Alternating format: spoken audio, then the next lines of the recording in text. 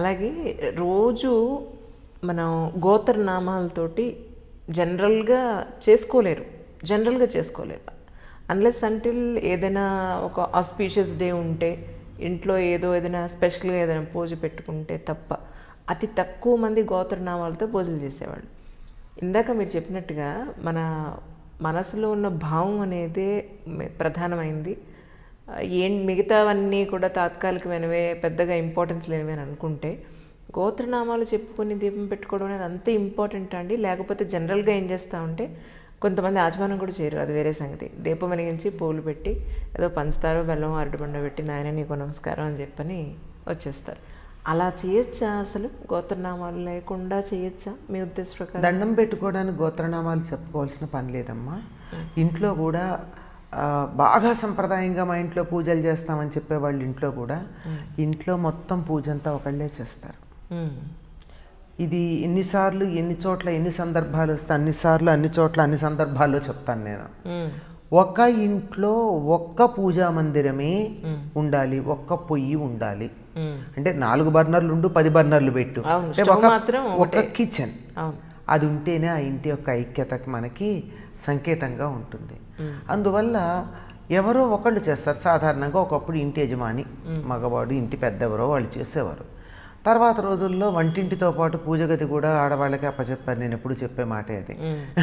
అవును, అప్పచెప్పేశారు కనుక ఆడవాళ్ళు చేస్తారు. ఎవరు చేసినా ఒకళ్ళే చేస్తారు. మిగిలిన వాళ్ళకి దేవుడు లేడా? ఉన్నారు. వాళ్ళు ఏం చేస్తారు? వస్తారు, దండం పెట్టుకుని పెడతారు. ఇంకా ఏదన్నా కొంచెం స్పెషల్గా కావాలంటే ఇది ఇవాళ నేను కొద్దిగా హారతి ఇస్తానంటారు. హారతి ఇస్తారో పండు నైవేద్యం పెడతారేమో, కానీ మొత్తం పూజ దీపారాధన చేయడాలు ఎన్నో. ఒక దీపమే ఆరాధన, 2 చెయ్యి 4 చెయ్యి 10 చెయ్యి ఎన్ని ఉన్నా కానీ ఒక్కసారే దీపాలు వెలిగించటం ఉంటుంది. అట్లా చేసేటటువంటి సందర్భంలో అందరూ దండం పెట్టుకుని పెడుతున్నారే కానీ సంకల్పం చెప్పుకోవటం లేదు కదా. దీన్ని ఏమంటారంటే, మీరు గోత్రనామాలు చెప్పుకోవడం అన్నదాన్ని సంకల్పము అంటారు. ఈ సంకల్పం చెప్పుకోవడం ఏమిటంటే టైం అండ్ ప్లేస్ అని ఏదైతే ఉందో వాటిని గుర్తు చేసుకోవడం. ఉదాహరణకి మనకు ఉత్తరం రాస్తున్నాం, ఉత్తరం రాసేటప్పుడు పైన హైదరాబాదు ఇవాళ ఫలానా తేదీ అని వేస్తున్నామా లేదా? అయ్యాక అప్లికేషన్ ఒక ఫార్మాట్ ఉందా లేదా? ఆ ఫార్మాట్లో ఏం చెప్తున్నా, son or daughter of so and so, resident of so and so, ఇలాంటి వివరాలన్నీ ఇచ్చుకుని వెళ్తున్నామా లేదా? తీరా మనం వెళ్ళిన తర్వాత మన మొహం చూసినటువంటి ఆయనకి మనం ఎవరో తెలుసు, చూడకముందు కూడా తెలుసు కొన్నిసార్లు. అయినా సరే మనం కాగితం ఫార్మాలిటీగా పెట్టేప్పుడు ఈ వివరాలను ఎందుకు ఇస్తున్నాం అంటే ఒక పద్ధతి ఉంది. ఏ పని చేయడానికన్నా ఒక పద్ధతి ఉంది. కడుపులోకి వెళ్ళిన తర్వాత పెరుగన్నం కూరన్నం కలిసిపోతాయి కనుక ముందు పెరుగన్నం తిన్న తర్వాత కూరన్నం తింటానంటే మనం ఒప్పుకోమే. దానికి ఒక క్రమం ఉంది. అట్లాగే ఒక అప్లికేషన్ పెట్టుకోవడానికి ఒక క్రమం ఉంది. దేవుణ్ణి మనం పలకరించుకోవడానికి ఒక క్రమం ఉంది. హలో అనకుండా ఫోన్ మాట్లాడడం కదా. అట్లాగే దేవుణ్ణి కూడా పలకరించడానికి ఒక క్రమం ఉంది కదా. ఆ క్రమంలో భాగమే నేను ఎక్కడున్నాను, నేను ఎప్పుడున్నాను అనే సంగతిని చెప్పుకోవడం సంకల్పంలో భాగం. ఎక్కడి నుంచి మహాసంకల్పం అంటే కళ్యాణాలు వాటిల్లో వింటూ ఉంటాం ఉండి అసలు మన్వంతరాలు బ్రహ్మకాలం దగ్గరించి చెప్పుకుంటూ వచ్చేది. లేదంటే మన కాలానికి చెప్పుకునేటటువంటిది అయితే మనం చెప్పుకునేది ఊరికే ఈ వైవస్వత మన్వంతరం, కలియుగం అని చెప్తూ అందులో ప్రథమ పాదం జంబూద్వీప, భరతఖండ, అది తర్వాత అది దేశం, ఇది కాలం. రెండు ఉన్నాయి కదా, కాలము దేశము అన్నవి రెండు మనకున్నాయి. టైము ప్లేసు రెండు వేస్తున్నాం కదా. అట్లాగే ఇప్పుడు జంబూద్వీపే, భరతవర్షే, భరతఖండే, మేరోహ దక్షిణ దిగ్భాగే అంటే మన టోపోగ్రఫీ అంతా మనకు తెలిసిపోయింది. అంతకుముందు మన సమయం తెలిసింది. ఇప్పుడైతే మనం క్రిస్టియన్ ఎరా పాటిస్తూ ఉన్నాం, BC అనుకుంటూ, అంతే కదా. కానీ అప్పట్లో ఈ క్రిస్టియన్ ఎరా రేపటి నుంచి పాటించమనుకుందాం, కొంతగా ఒకటి ఊహించుకుందాం. ఎందుకంటే ఏ కాలగణనం కూడా సార్వకాలికంగా లేదు. మరి జీసస్ క్రైస్ట్ రాకముందు ఎలా లెక్కలు పెట్టేవారు? మన దేశంలో శాలివాహన శకం అని, విక్రమార్క శకం అని, ధర్మరాజ శకం అని ఇలాంటివి లెక్కలు ఉన్నాయి. ఇట్లా ఎప్పటికప్పుడు కాలాలు లెక్క పెట్టడంలో తేడాలు వస్తున్నాయి. రేపు పొద్దున క్రీస్తు శకం పాటించకండి, ఇంకేదో పాటించడని ఎవరన్నా ఒక ఎవరి పెత్తనం ఉంటే వాళ్ళు కదా చేస్తారు. అట్లా చేస్తే అప్పుడు ఏమవుతుంది? అప్పుడు కాదు లెక్క. ఇవి మీరు ఇక్కడ చెప్పుకోండి తాత్కాలికంగా, అసలు లెక్క వేరే ఉంది. ఆ లెక్క చెప్పేది ఇదిగో బ్రహ్మగారు ఇప్పుడు పరిపాలించే రోజుల్లో ఈయనకి మధ్యాహ్న కాలం అయింది. మధ్యాహ్న కాలంలో ఇవాళ ఒకరోజు పొద్దున లేచాడు. ఆ పొద్దున లేచి మొదటి ఇంకా ఏఎంఏ ఆయనకి పిఎం కాలేదు అంటే మధ్యాహ్నానికన్నా పూర్వమే ఉంది.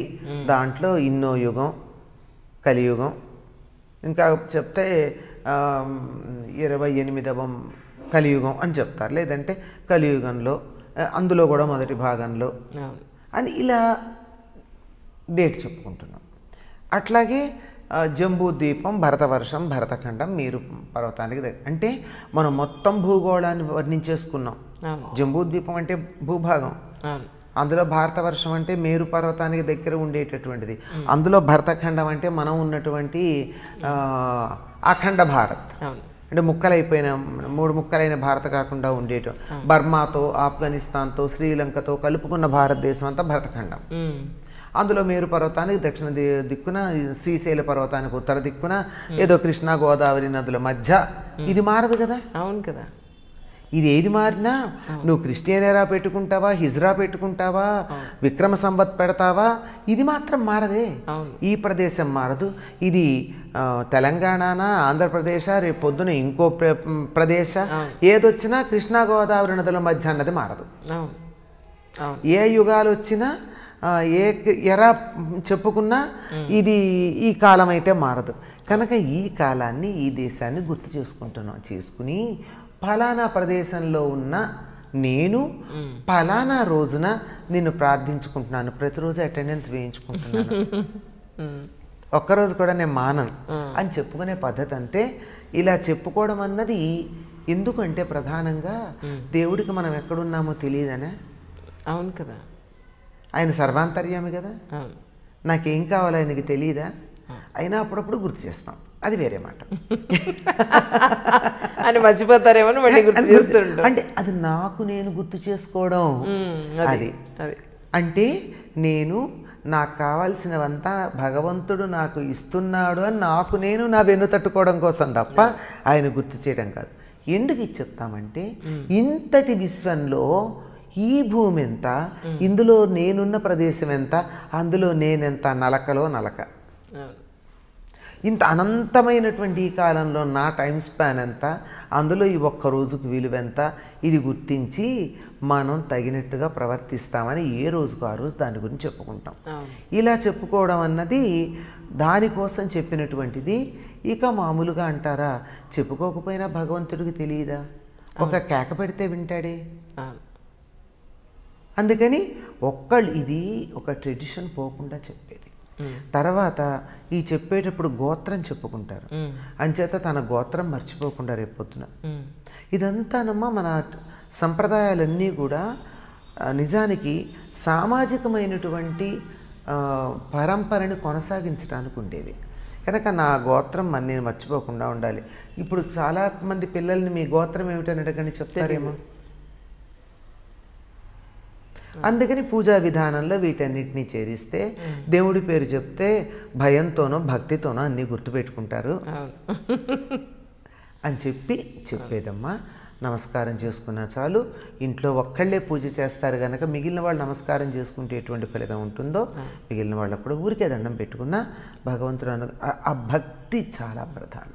హలో అందరికీ నమస్తే, నేనే మీ బిత్తిరి సత్తి. ఐ డ్రీమ్ అంటే నా కళల ఛానల్ను సబ్స్క్రైబ్ చేసుకున్నారు, నోరు తిరుగుతలేదు.